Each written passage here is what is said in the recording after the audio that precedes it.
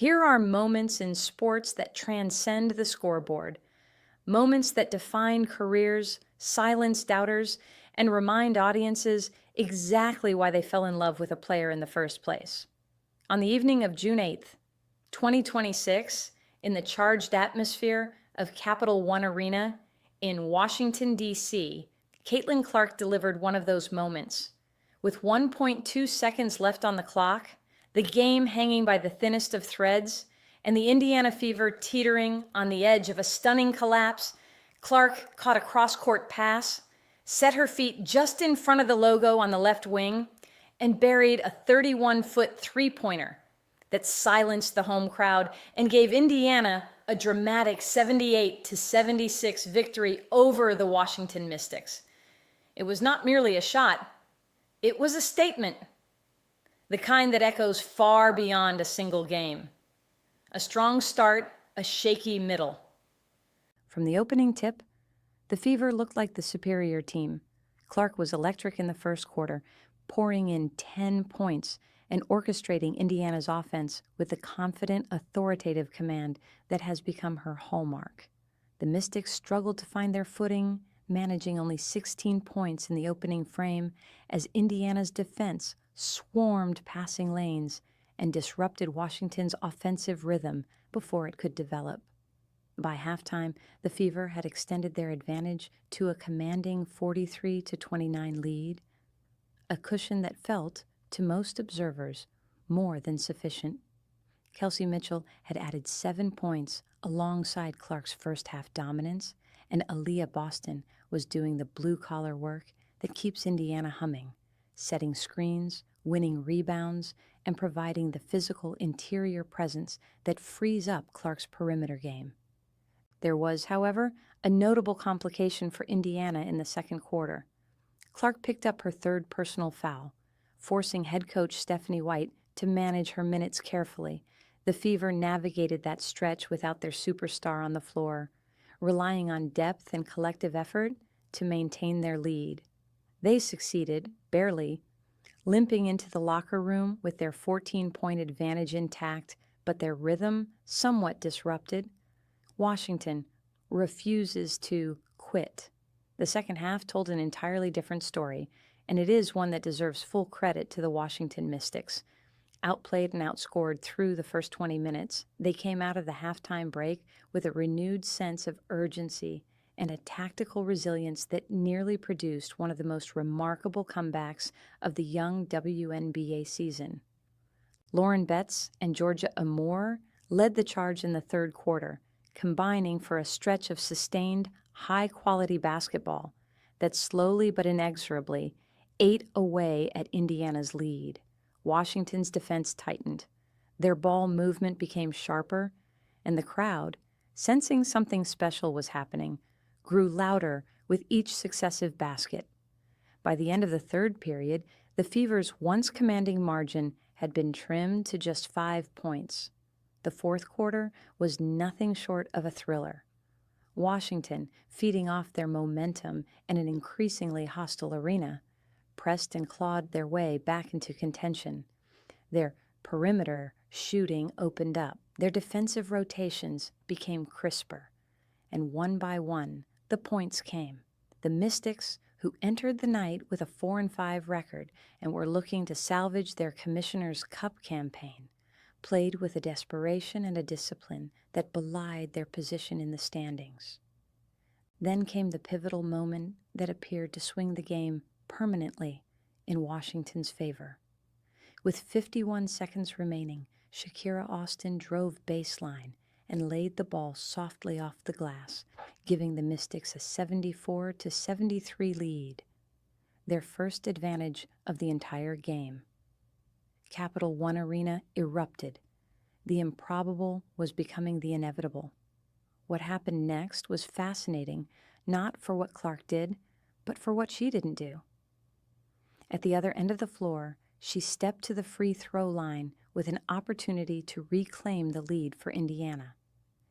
It was precisely the kind of high-leverage moment that stars are supposed to embrace.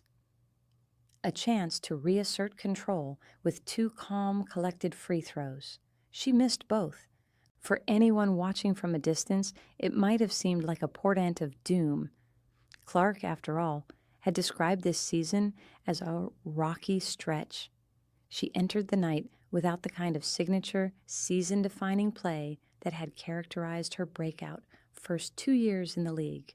There had been noise from analysts, from social media, from those who measure greatness in moments rather than in the sustained excellence that actually defines it. The missed free throws seemed, for an instant, to validate those whispers. It would have been entirely understandable for the atmosphere inside the fever huddle to deflate. Instead, what followed was a sequence of basketball that crystallized exactly why Caitlin Clark is one of the most compelling figures in American sports.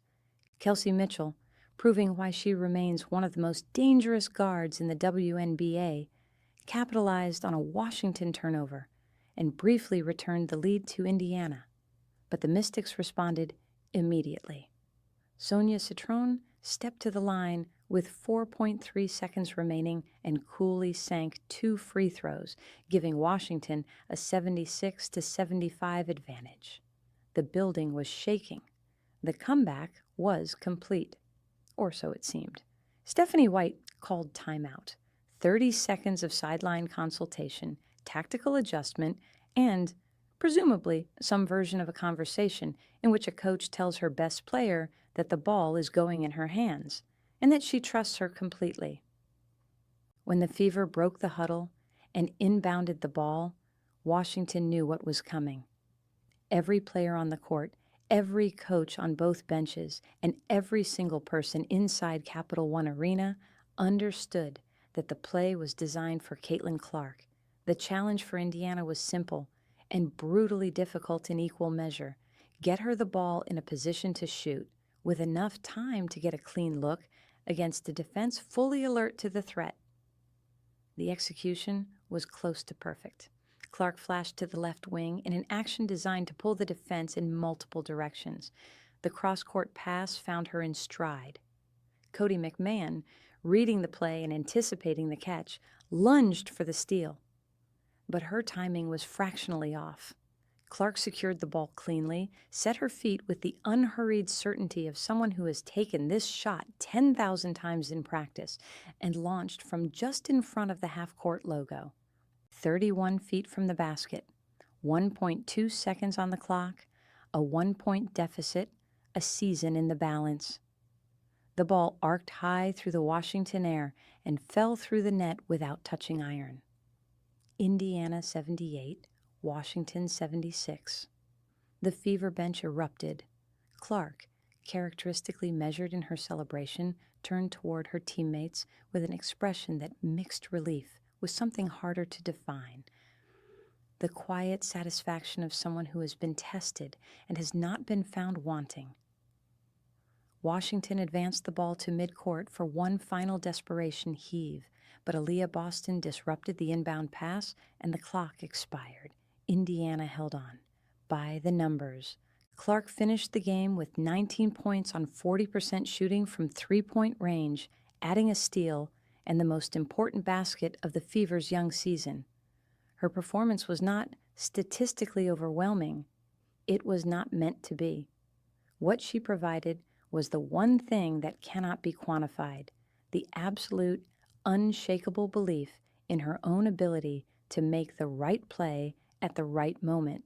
For Washington, Michaela Unyenwere was the standout performer, leading all scorers with 17 points on 57% shooting. Shakira Austin's go-ahead layup and Sonia Citron's clutch free throws represented everything the Mystics did right in the fourth quarter.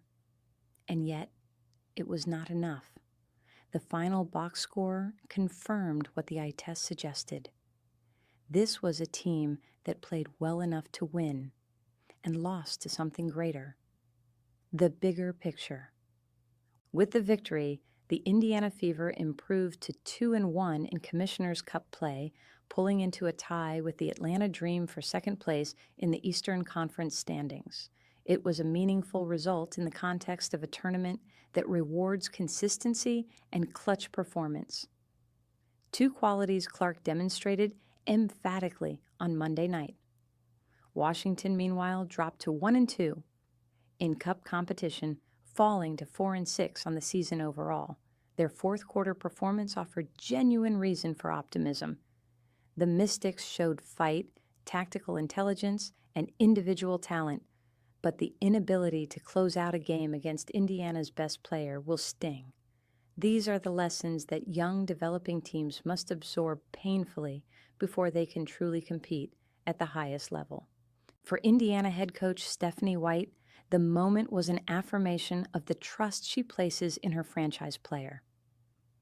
Sometimes we take great players, and certainly generational talent, for granted, White said after the game. What she did was incredible for us. She's going to have many more moments like that. I know she is. And we needed this one tonight. It was a coaching staff's faith validated in the most visceral way possible. A signature moment. Much has been made of Caitlin Clark's third season being a rocky stretch.